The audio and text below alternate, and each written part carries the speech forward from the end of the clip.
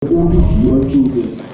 Similarly, welcome the number of 23,330 Hongkong Filipino youth. Kasihan nawa ako ng Diyos.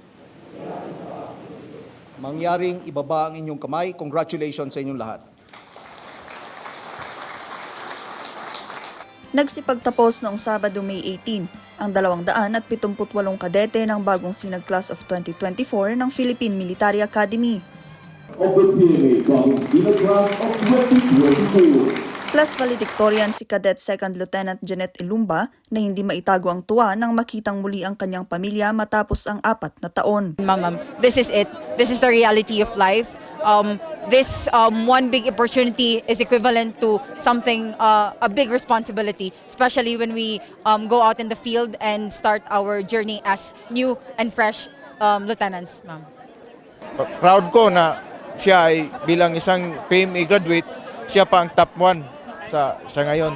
Salamat at maraming salamat sa Panginoon, ma'am. Bisis ko sa kanya nga sana hindi siya magbago pag may kuha na siya, naroon na siya, may trabaho na siya. Panauhing pandangal sa pagtatapos si Pangulong Ferdinand Marcos Jr. kasama si Vice President Sara Duterte at ibang matataas na opisyal. Kanyang mensahe sa mga nagsipagtapos, ipagtanggol ang soberanya at seguridad ng bansa mula sa mga nais manggulo. Ito'y sa kabila umano ng destabilization plot laban sa Pangulo at issue sa West Philippine Sea. Bagong Pilipinas is now being slowly born. This is a time of birth pains, sadly of opportunism, blatant attempts of destabilization, and last ditch to cling to the rapidly disappearing past. But we must be resolute. We must hold on. We cannot turn back. Ipinag-utos din ng Pangulo na repasuhin ang PMA curriculum para maging akma ito sa mga kasalukuyang hamon.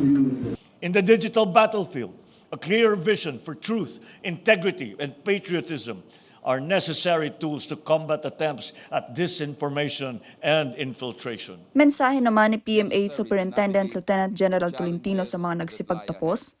May you never falter with your sworn oath and passion to be of service to our nation and the Filipino people.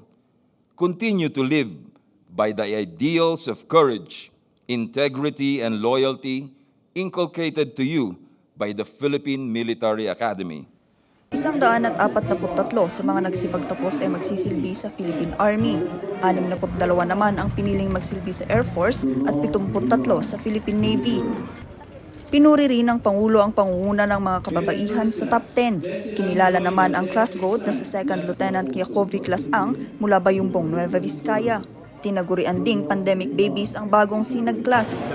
Ito'y sa pagpasok nila noong 2020 sa akademya sa kasagsagan ng COVID-19 pandemic. Congratulations sa inyo lahat.